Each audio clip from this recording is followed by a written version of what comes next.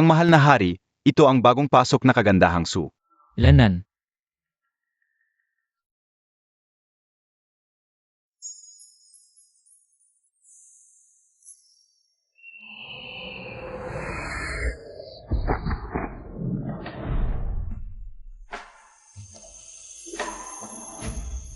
Sino?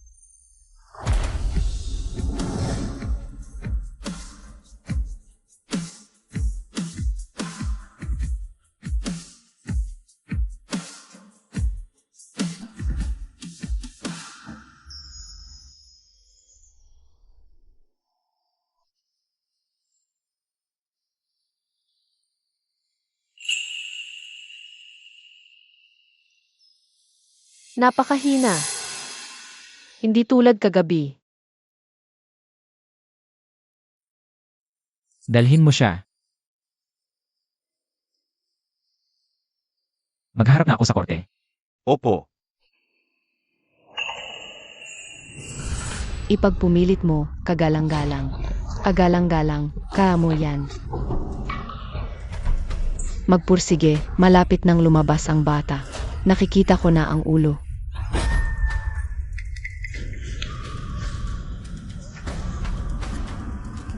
Magpursige, ipagpumilit mo pa, kagalang-galang.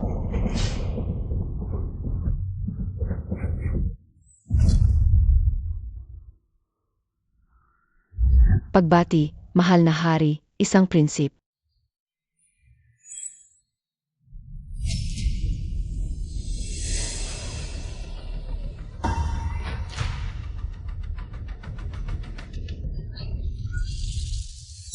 Ang mahal na hari ay walang anak. Nanganak si kagandahang Sunang anak ng dragon. Baka dahil sa anak ay maging dakila ang ina. Isang babaeng magsasaka. Kahit nanganak ng panganay na prinsip, ano naman, may hahambing ba? Sa mga konsorteng may suporta ng mga kilalang pamilya. Gayon din. Kapag may kahit maliit na pagkakamali, ay ipapadala sa malamig na palasyo. Walang hanggang kadiliman. Ako, si Swan King, ay mababa ang pinagmulan. Hindi ko hinahangad ang karangalan sa harem, ang hangad ko lang ay ang kaligtasan at kapayapaan ng anak ko. Cheer!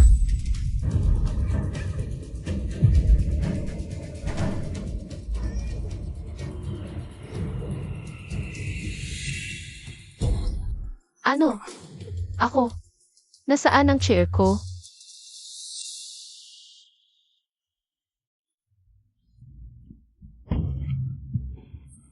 Saan mo dinala ang anak ko? Ikaw, maliit na demonyong leopardo, ikaw ba ang kumain sa anak ko?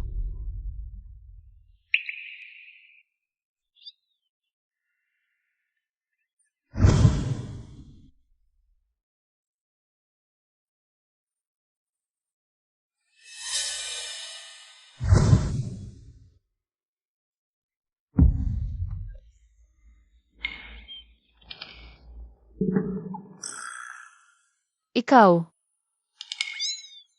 Ikaw ang chair ko.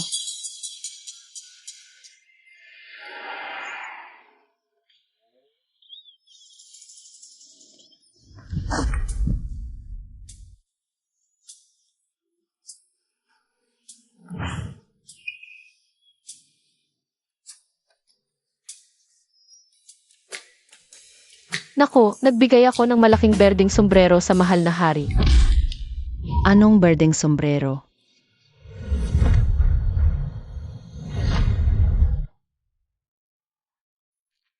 Hindi ko alam na dumating ang reyna. May pagkukulang ako sa pagtanggap. Ano ang binubulong-bulong mo kanina? Simula pagkabata, mahilig na ako magsalita ng mag-isa. Talagang galing sa probinsya, babaeng magsasaka. Anong masamang ugali yan? May paggawalang-galang nga, mahigpit ang batas ng palasyo. Hindi dapat pinapayagan ang mga walang kwentang salita. Pero dahil baguhan ka sa harem at hindi pa alam ang mga patakaran, pansamantala, hindi na kita pag-uusapan. Maraming salamat sa kabutihan ng reyna. Ano ang dahilan ng pagdating ng reyna ngayon? Ayon sa batas ng palasyo, kapag isang buwan na ang bata, kailangang ilipat sa silid-tulugan at pakanin ng mga tauhan at yaya. Ikaw ang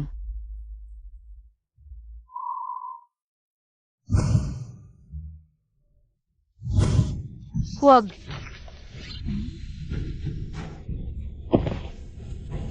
Mahina ang katawan ni Chair. Kailangan pang sumuso sa gabi. Hindi siya pwedeng lumayo sa akin. Mahal na Reyna, pakiawa naman po. Ang hari ay walang anak. Hindi maaaring payagan ang babaeng ito. Nakontrolin ang tanging prinsip. Huwag mong dalhin dito ang iyong pambaryong ugali, palang saysay yan. Tama ba ako? Ang batas ay batas. Kung lahat ay tulad mo, asta ng mayabang. Dahil sa pabor, mawawalan ng kaayusan ang palasyo. Pinuno ng mga babae. Wag po.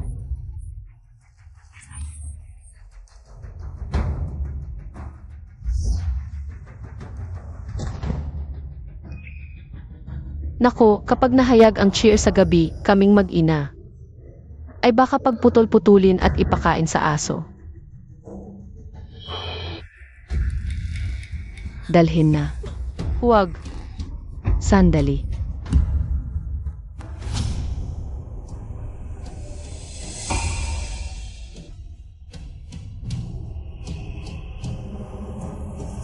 Pagpugay sa Reynang ina. Ano ang nagdulot ng ingay na ito? Ayon sa batas ng palasyo, Reynang ina, dapat ilipat ang prinsip sa silid tulugan pagkaisang buwan. Si GNG, Su ay tumutol at nagwala. Ganito ba? Mahina ang pangangatawan ni Cheer, kailangan siya. Nanggatas ko araw-gabi. Ayon sa manggagamot, di siya pwedeng maiwan. Natatakot ako na kapag kinuha siya, maaaring mamatay siya. Kinaman ko, na. Ano ba yung sinasabi mo? Maraming yaya sa palasyo. Hindi mo kailangang mag-alala. Tigilan mo yan.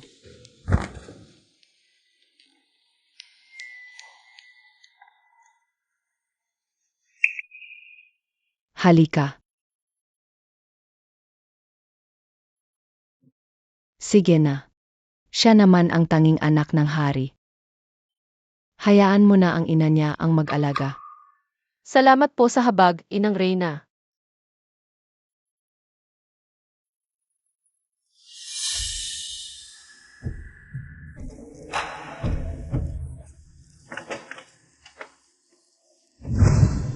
Araw, tao si Cheer, gabi, leopardo. Mula noon, naging ina ako sa araw. At tagalinis ng dumi sa gabi. Kay hirap ng buhay.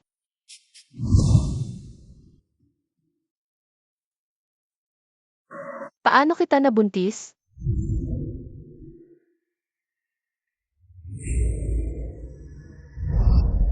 Hindi kaya, di ang hari ang nasa kama nung gabing yon? Ano ang hindi ako?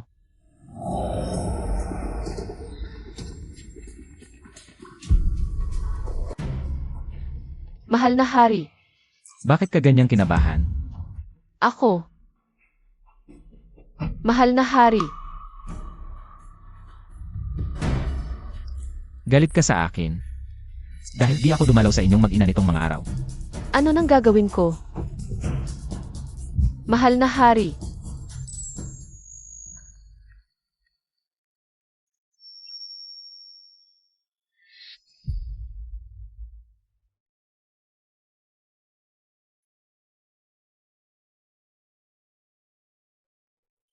tutulungan ko pong maghubad.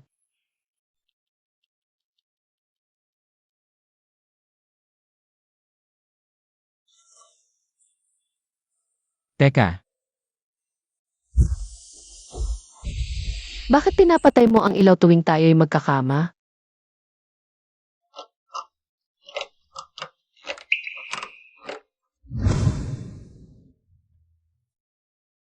Akala ko ba? Sa araw, malamig ang hari, sa pagtulog, ang cute-cute pala.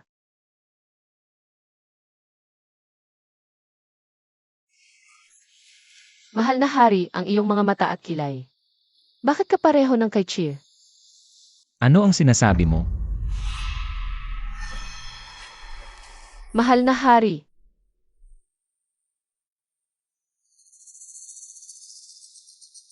Si Cheer ay anak ko. Siyempre, magkamukha kami. opo. May naitulong ka sa pagpapatuloy ng lahi, itataas ka bilang Karen. May proklamasyon mamaya. Salamat, mahal na hari. Hindi ka ba nalulungkot? Sa prinsipyo, dapat bin ang ibigay sa'yo. Kung masyadong mataas ang ranggo, maraming makakapansin. Maihahayag na ang iyong anak. Kung tataas ang trato sa Kairen, makakakain na ako ng karne araw-araw. Napakahirap ng pag-aalaga mo sa prinsipe. Pag-uusapan ko ang kusina ng palasyo para dagdagan ang pagkain mo. Salamat, mahal na hari. Mas simple at malinaw ang kanyang pag-iisip kaysa sa mga kongkubina.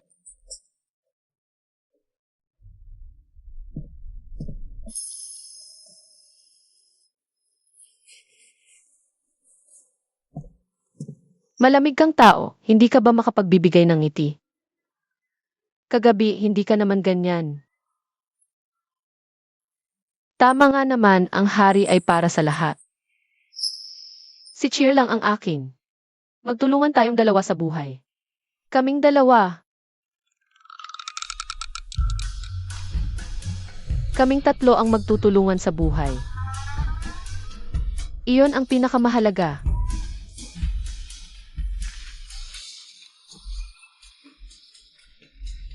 Ngayong gabi ay kabilugan ng buwan. Sana ang kapatid mo, hindi tulad mo, ay halo-halo rin.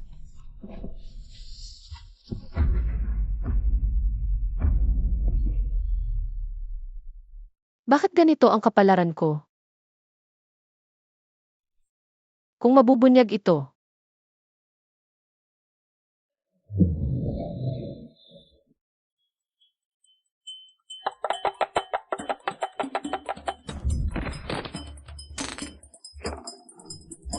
Lumipas ang panahon, nakokontrol na ni Cheer ang sarili.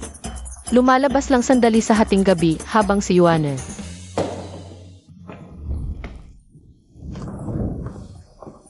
Ikaw, bakit hindi ka katulad ng kuya mo? Mataas at tahimik. Ikaw.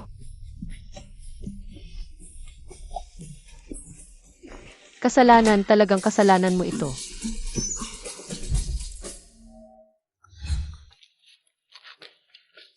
Sa libu-libong magagandang babae sa harem, si Kairen lang ang nanganak ng dalawang lalaki. Talagang nakakainggit mula nang manganak ng dalawang prinsip, naubos na ang kanyang lakas. Baka hindi na siya magkatagal. Totoo nga. Mas nakakapagod ang pag-aalaga ng dalawang halo-halong prinsipe kaysa magsaka sa probinsya. Kung magpapatuloy ito, talagang maagang mamamatay ako. Mahal na ginang, hindi maganda. Binunot ng ikalawang prinsip. Ang paboritong birdeng puny ng Rina. Ano? Pagpugay sa mahal na Rina.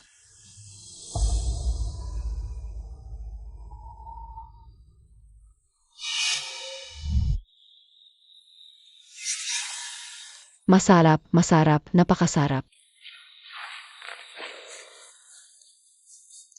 Masarap.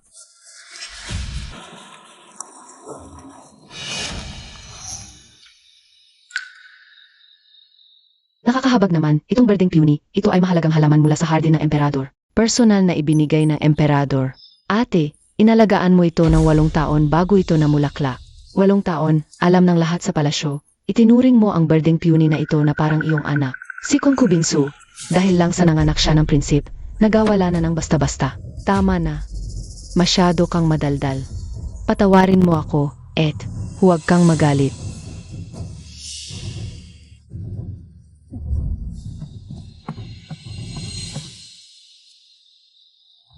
Mahal na Rina, parang hindi nasisiyahan ang Rina. Iano naman. Sa buong palasyo, si Concubine Su lang ang nanganak ng prinsip. Hindi ako naniniwalang matatag ang kanyang trono bilang Rina. At ikaw, sinadya mo ba ito?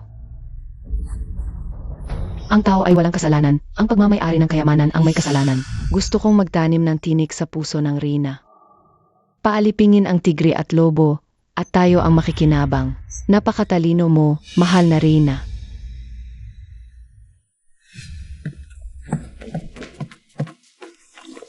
Tumayo ka.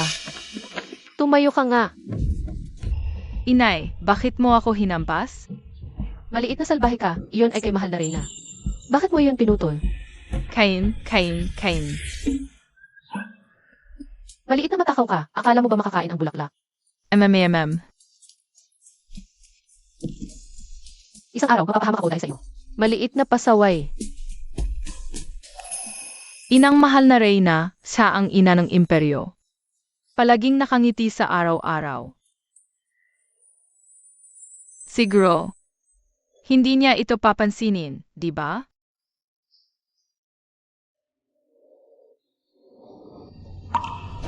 Sa ganitong mapanganib na palasyo, ilan lang ang mabubuting tao. Sana nga. Mahal na Reyna.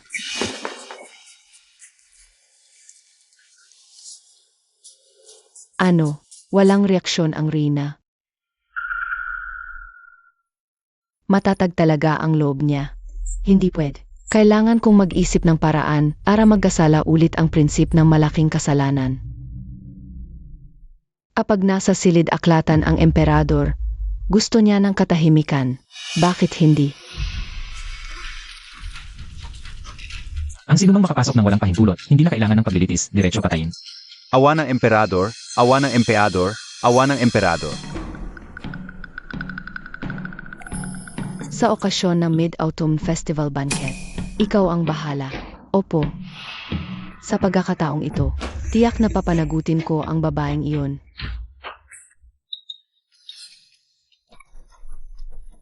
Masarap. Ina, kainin mo ito. Kain ka rin. Talagang probinsyana. Parang gutom na multo. Tingnan mo ang paraan ng pagkain. Parang baboy. Mga kagalang-galang.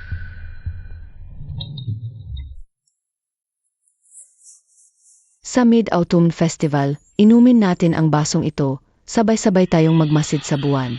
Naway maging tulad ng buwan ang ating kaharian, matatag at walang hanggan. Maligayang kaarawan sa inyo, Inang Reyna. Maligayang kaarawan sa inyo, mahal na hari.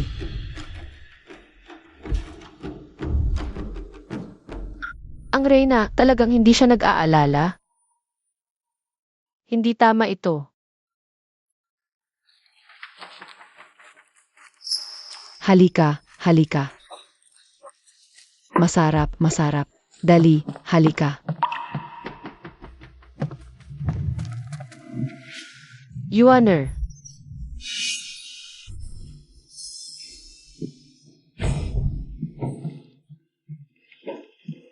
Kumusta?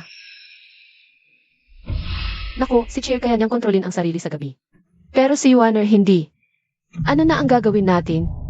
Huwag po kayong mag-alala, Sukeren. Ang pangalawang prinsip. Pumasok ang pangalawang prinsip sa Imperial Story. Ano? Ang Imperial Study. Hindi ba't doon ang emperador nag-aasikaso ng mga gawain ng estado? Bawal lumapit ang sinuman kapag walang kailangan. At ang pangalawang prinsip ay madalas maligaw. Paano siya nakarating doon?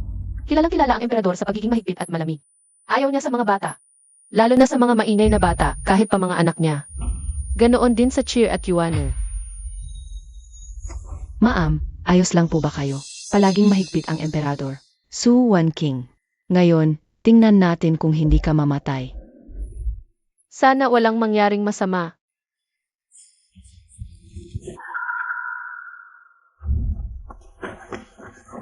Saan galing ang leopardo na to? Ang ingay. Itapon yan.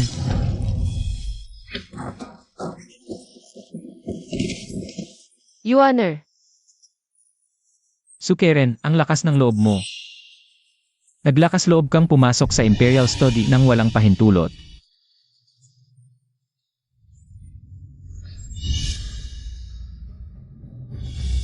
Ano to?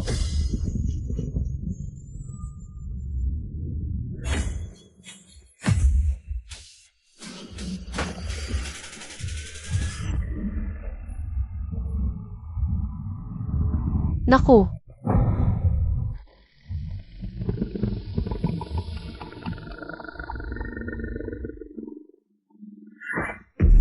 Mahal na hari.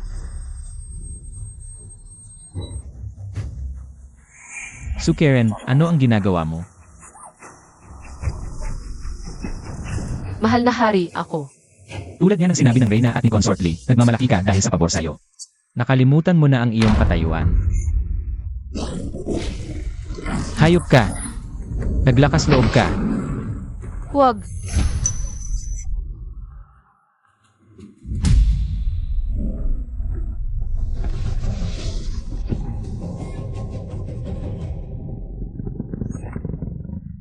Mga gwardiya,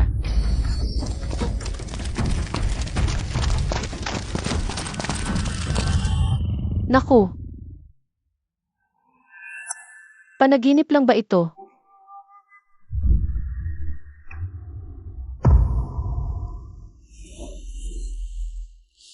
Mahal na hari, nasaan ang dalawang leopardo? ang isa'y nabalian ng binti. Ang isa naman ay walang malubhang pinsala. Mabuti naman. Suwan King. Hindi ba't dapat bigyan mo ako ng paliwanag? Ipaliwanag paano ko maipapaliwanag. Sabihin mahal na hari, huwag kayong magkamali, hindi ito leopardo. Ito ang inyong tunay na anak, sila itulad ko'y halo. Natatakot ako bago ko pa masabi lahat, mapuputol na ang aking ulo.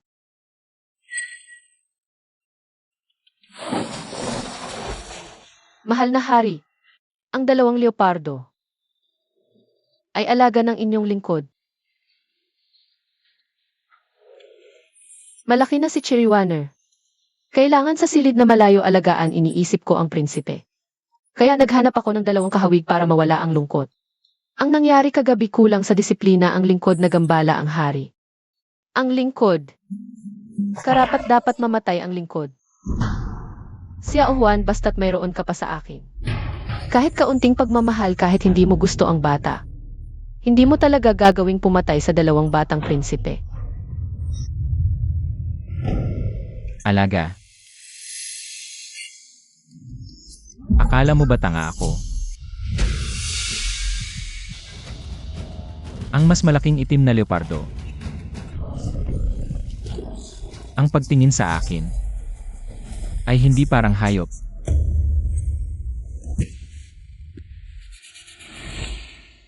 Sige, ipapaimbestiga ko ito. Parusahan kita isang buwang pagkakakulong. Habang nakakulong, isipin mong mabuti paano sasabihin ang totoo.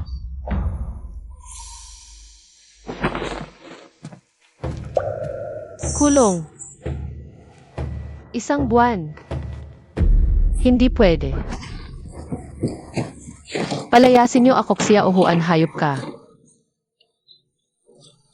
Palayasin niyo ako.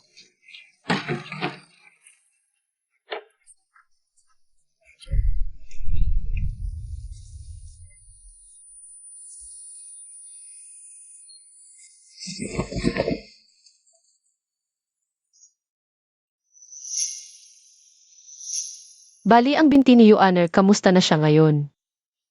Si Cheer naman, kung wala ako sa gabi. Baka mahayag sila. May halimaw sa palasyo, patayin sila. Hindi.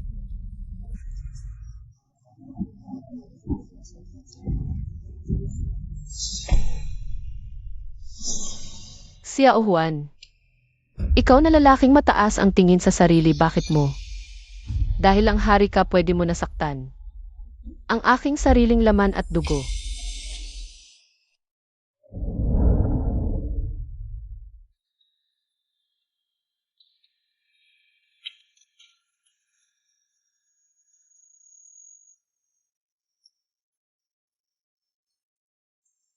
Mahal na Reyna, tapos na ang pagkakakulong.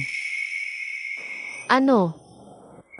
Pahintulot ng Reyna, inadalhin kayo sa silid, bisitahin ang dalawang prinsip. Totoo. Siyempre.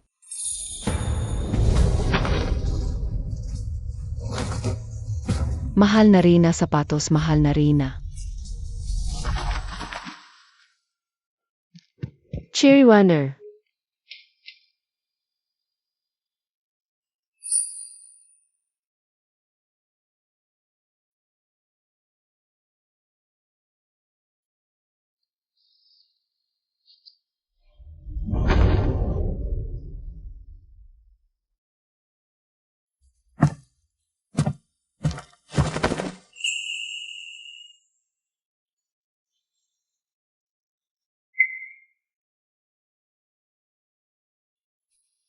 Cheer.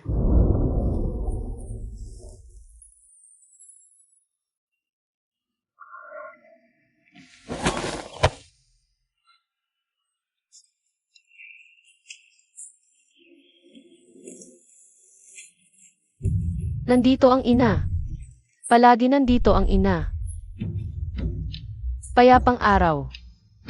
Tapos na. Ang mga ibong guan-guan jujiu ay nasa islang ilog. Ang magandang dalaga, siyang pinapangarap ng isang mabuting lalaki. Inay, ano po ang ibig sabihin ng linyang ito mula sa Classic of Poetry? Pag-ibig. Tulad po bang sa inyo at ni Ama?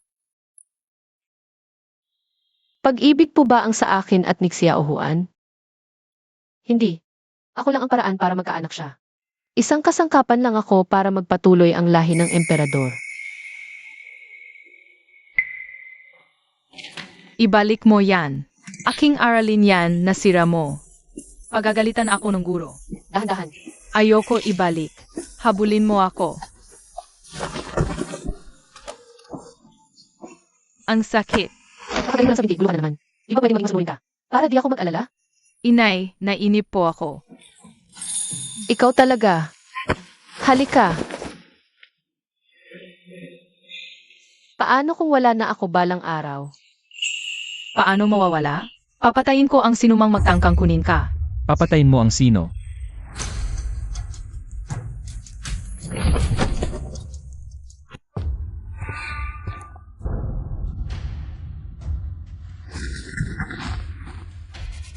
Bata ka pa't puro patayan ang sinasabi, di ba nakakahiya?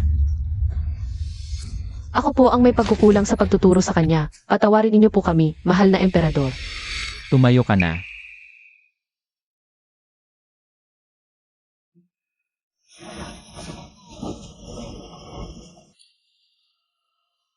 Likas lang sa bata ang maging malikot. Dahil aktibo siya.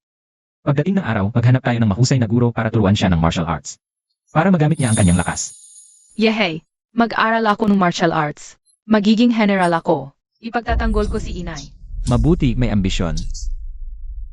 Ayon sa pambansang alagad, mahusay at masipag ka sa iyong pag-aaral. Mabagal po ang pag-unawa ko. Kailangan ko pang magsikap. Mabuti. Magsumikap ng walang pagmamadali. Maging mapagkumbaba. Susubukan kita sa iyong aralin.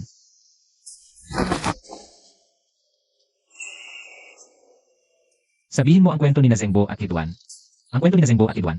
Noong una, si Duke Wunungsheng ay nag-asawa ng isang babae mula sa Shen, pinangalan ng Wu Jiang. Nanganak siya ni na Duke Huang at ng kanyang nakababatang kapatid na si Gong Shuduan. Ano ang kasunod?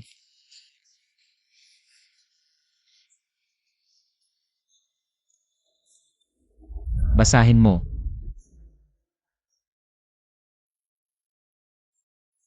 Baka sakaling maging mabuting ama siya. Mula noon, dumalas ang pagpunta ni Xiao Huan sa akin. Halatang halata.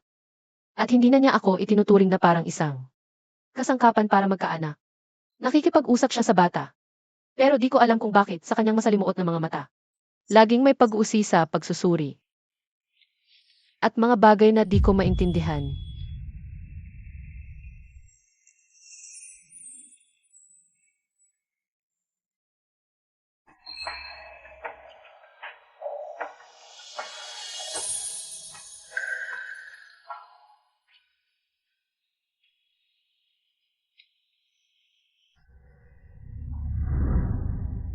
Makalipas ang 10 araw, ang seremonya ng paghahandog sa langit. At ang ika-8 kaarawan din ni Cheer. Sa pagdiriwang na yon, magkakasabay itong gaganapin kasama ang Royal Assembly. Hindi ba't hiwalay ang pagdiriwang nito noon? Ikaw ang bahala sa dalawang ito. Huwag kang magkamali. Naiintindihan mo? Opo, naiintindihan ko, Inang Reyna. Nasaan na ang 2 leopardo mong alaga? Bakit nawala? Ako, Kung ayaw mong magsalita, huwag. Pero tandaan mo, kahit sino, pati ang Reyna, ang magtanong, wala kang alam tungkol dito. Malino ba? opo. Naiintindihan ko, Inang Reyna.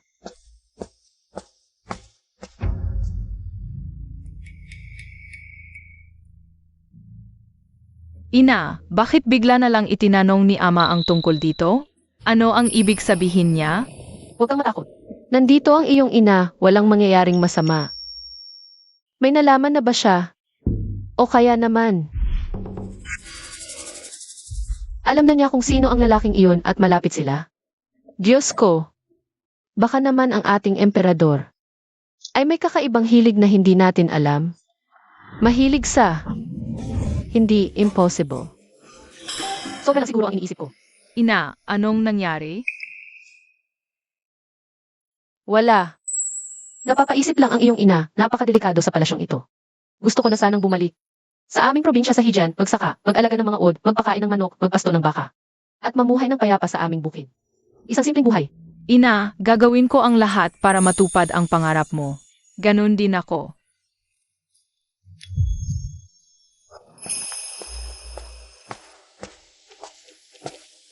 Narinig mo na ba, at pagkalipas ng 10 araw, ang ritual ng pag-aalay sa langit at ang kaarawan ng panganay na prinsip ay sabay na gaganapin. Alam ko na iyan. Bakit hindi mo pinigilan, Ed?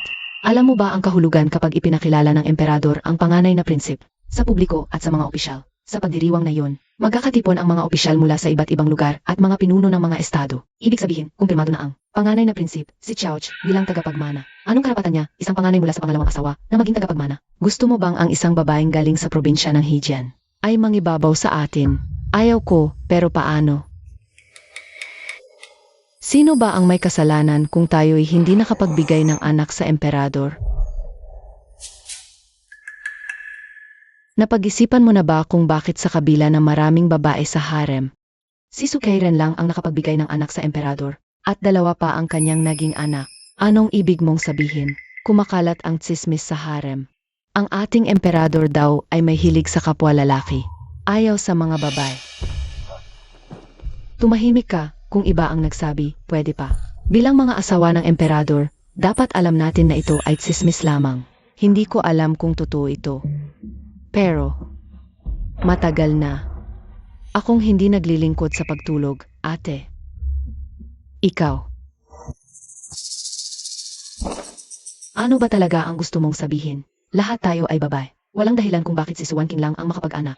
At tayo ay hindi, maliban na lang kung. Maliban kung ano. Maliban kung ang 2 anak niya ay hindi talaga lahi ng emperador, kundi galing sa ibang lalaki, anak ng pakikiyapid. Nako, nagbigay ako ng malaking kahihiyan sa emperador. May ebidensya ka ba sa sinasabi mo? Walang sikretong hindi nabubunyag. Hindi ako naniniwalang si Suwan King ay makakapagtago sa lahat. Sige. Maniniwala ako sa iyo ngayon.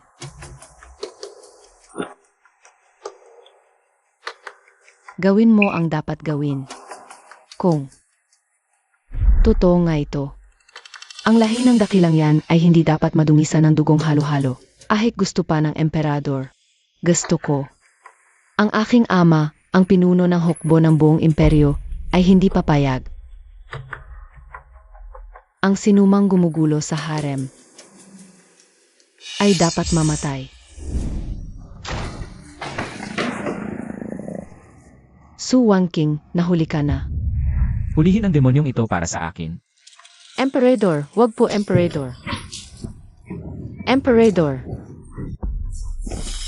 Susunugin kita, demonyong babae, kasama ang 2 anak mong demonyo. At ang maruming lugar na ito ng sabay-sabay. Emperador, Emperador, pwede niyo po akong sunugin. Pero si Lewan Roger ay talagang mga tunay niyong anak.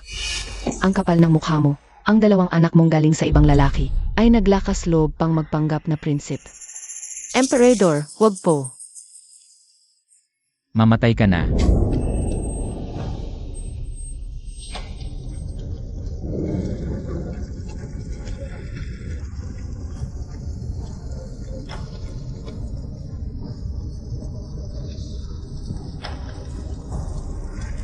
Huwag. Ina, nanaginip ka na naman ng masama.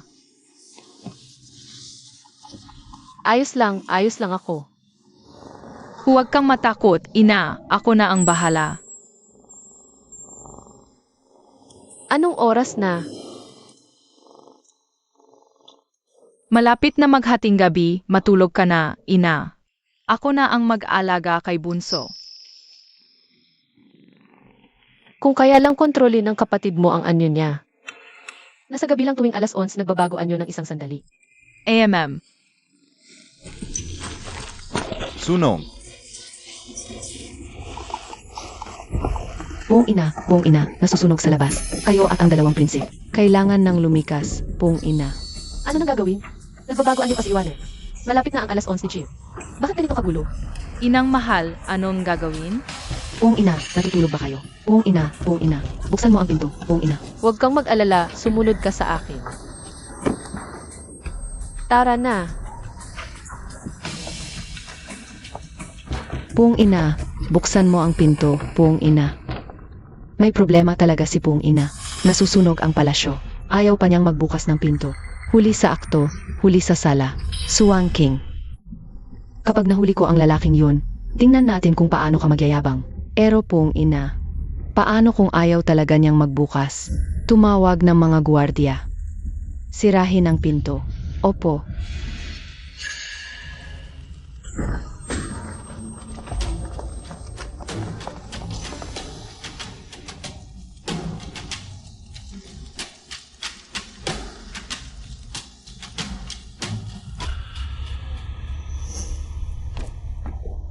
Saliksikin.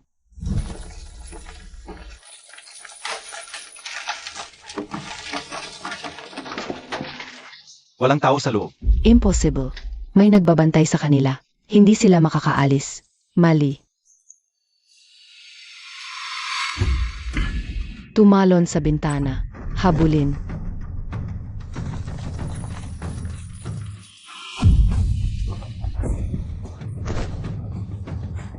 Cheer, ayos ka lang ba? Inang mahal. Alas 11 na. Hindi ko na kaya.